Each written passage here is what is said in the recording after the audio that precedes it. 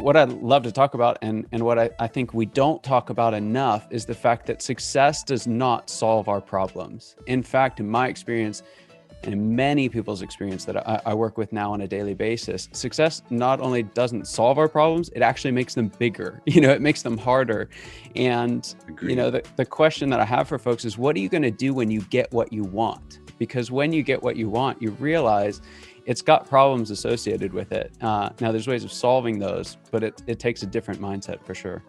Yeah. So that question, what is it that you want? If you were to ask everyone that you work with, what is it that you want?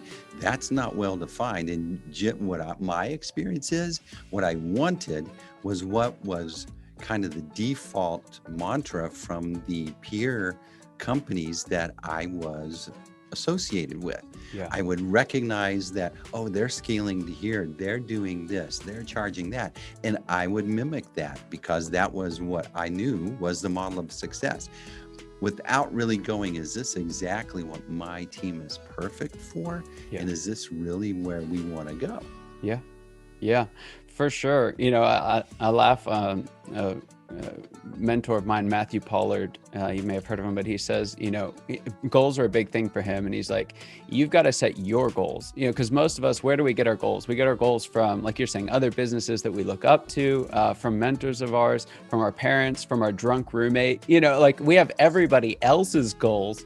But when's the last time we sat down and actually said, what do I want? Not what have I been taught to want, but what do I want? Amazing, right? That's the way to do that.